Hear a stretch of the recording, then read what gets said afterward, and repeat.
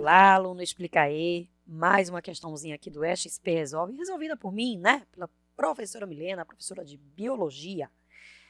E aí eu vou confessar que eu adoro esse tipo de questão, né? Por quê? Porque é uma questão que fala de corpo humano, né? Aí puxo a sardinha aí pro meu lado, né? Como vocês sabem, sou médica, então adoro tudo que fala sobre corpo humano, fisiologia humana, enfim. Vamos nós?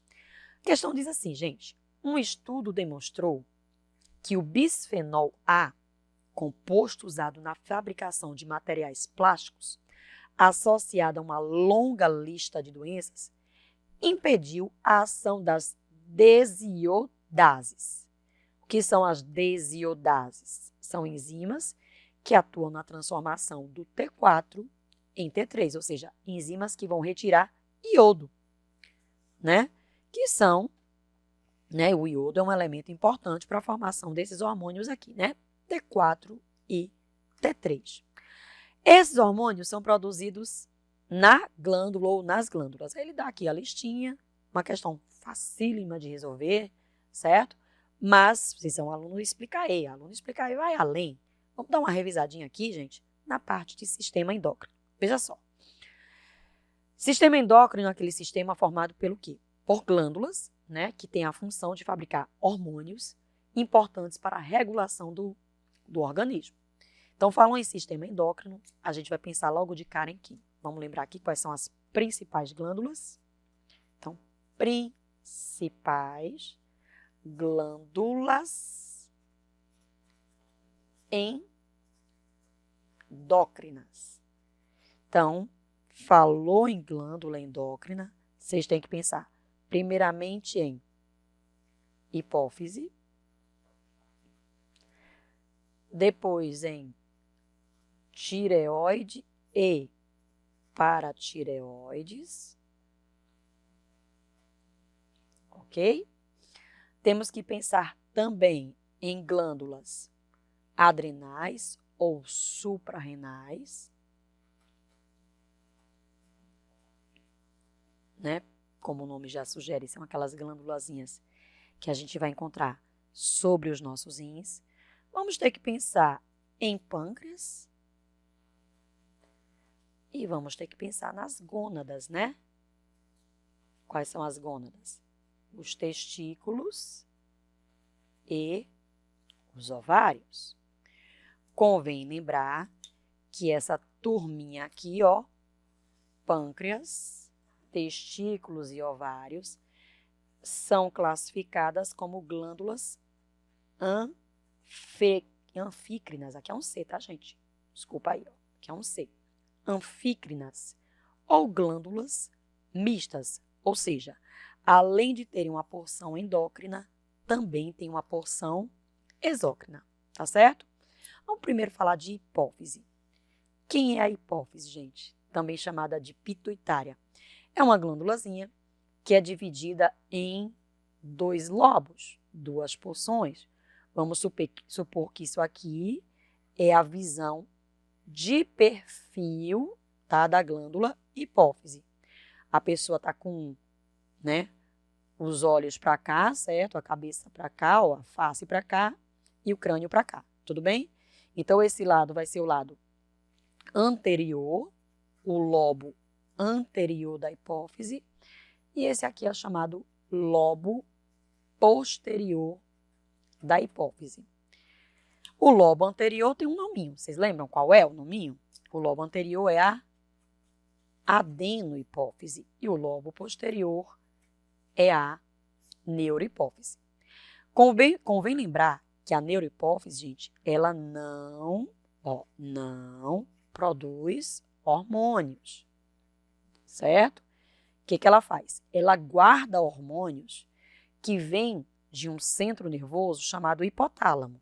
Então, o hipotálamo, que fica sobre a glândula hipófise, manda, através de neurônios, hormônios para cá. Quais são esses dois hormônios, minha gente? Fabricados pelo hipotálamo, mas armazenados na neuro. Vocês lembram?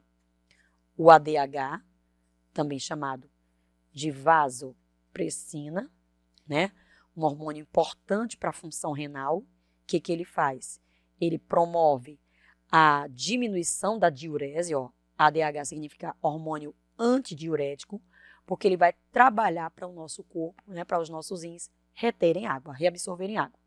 E o outro hormônio é o hormônio ocitocina, né, aquele hormônio que age nas contrações uterinas, propiciando o parto. É o hormônio também que age na ejeção do leite materno, né, para a mãe poder amamentar o seu baby, tá? Do lado de cá, do lado da adeno, o que a gente vai ter? A gente vai ter o hormônio GH, que é o hormônio do crescimento. A gente vai ter o hormônio TSH, que é o hormônio estimulante da tireoide, né, também chamado hormônio tireotrófico, tá? Que é o hormônio do crescimento. Tranquilo? Temos também nessa lista o ACTH, que significa hormônio adrenocorticotrófico. Esse, veja só, esse age sobre a tireoide. Esse age sobre a glândula adrenal. Daqui também sai o hormônio prolactina, que vai estimular a produção de leite, né? Veja, esse estimula a produção, esse estimula a ejeção do leite, tá?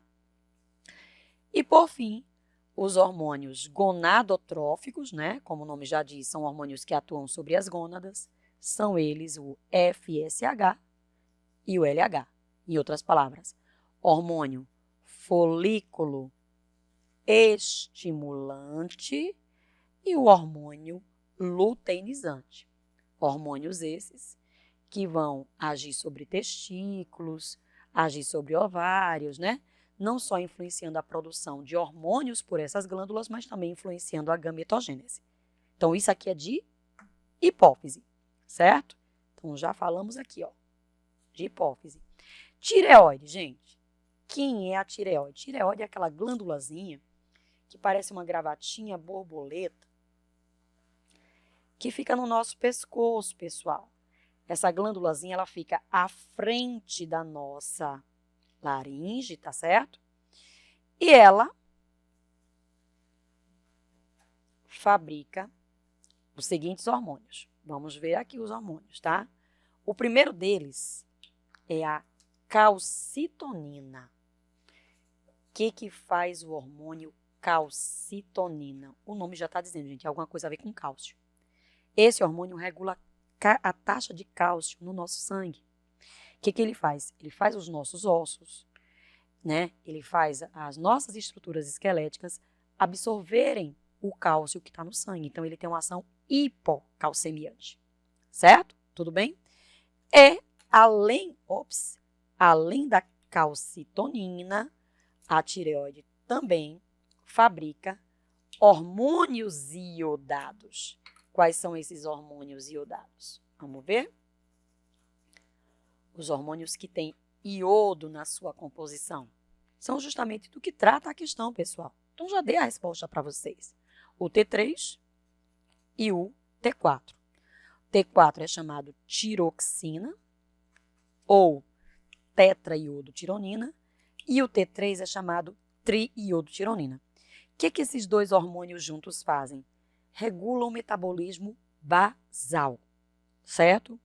Então, eles são muito importantes, minha gente, para regular as reações de anabolismo, as reações de catabolismo que acontecem no nosso corpo.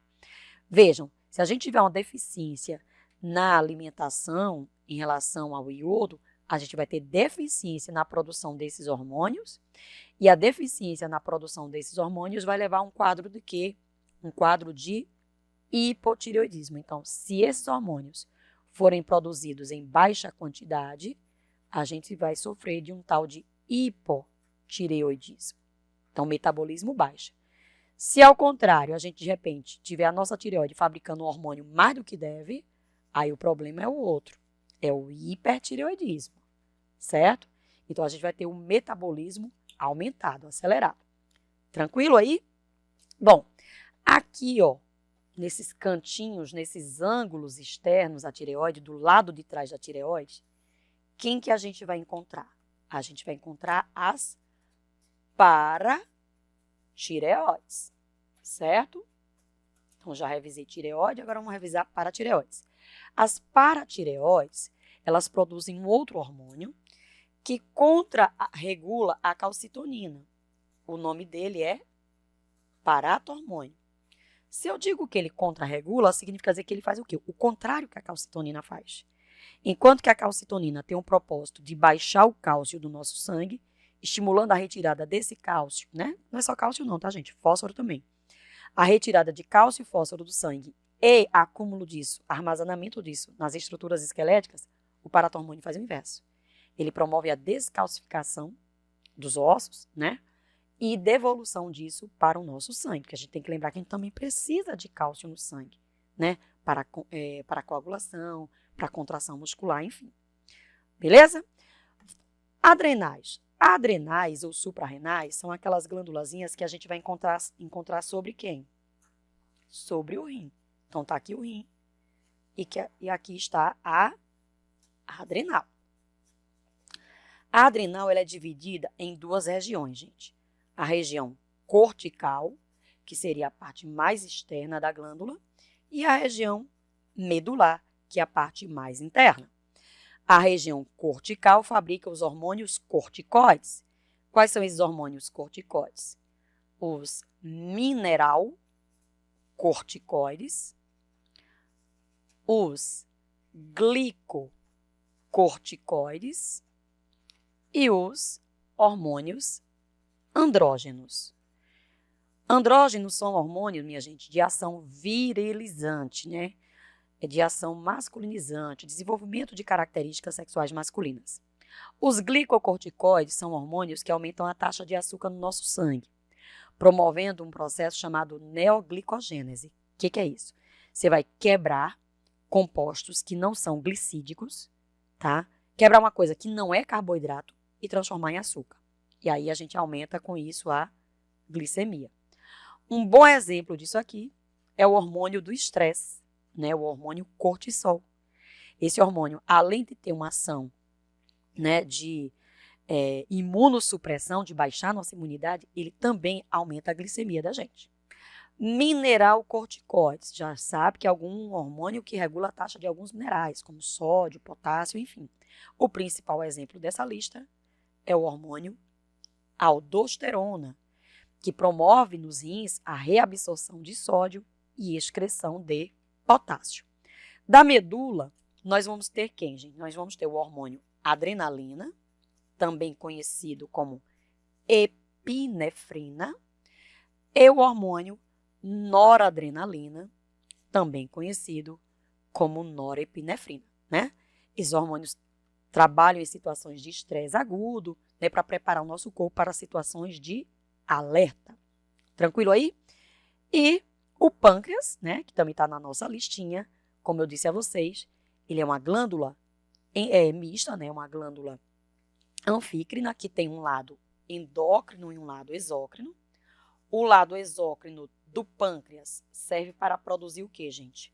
O suco pancreático. Mas a porção endócrina, que é o que nos interessa para essa questão, né, chamada de ilhotas de Langerhans, essa porção, gente, ela vai fabricar o quê? Ela vai fabricar os hormônios glicemiantes. Quais são esses hormônios glicemiantes? Lembram? É o hormônio insulina e o hormônio glucagon. A insulina como hormônio de ação hipoglicemiante, né? Baixa a taxa de açúcar no nosso sangue, e o hormônio glucagon como hormônio de ação hiperglicemiante. O que ele faz? Ele aumenta a taxa de açúcar no nosso sangue. Ok? Tranquilo aí? Bom, já estava respondida a questão, né? T4 entre 3, hormônios iodados, né? Quem é que produz isso? A nossa glândulazinha tireoide. Espero que vocês tenham, né? Com essa questão aqui, dado aí um feedback legal, né? Uma ideia geral da parte de sistema endócrino.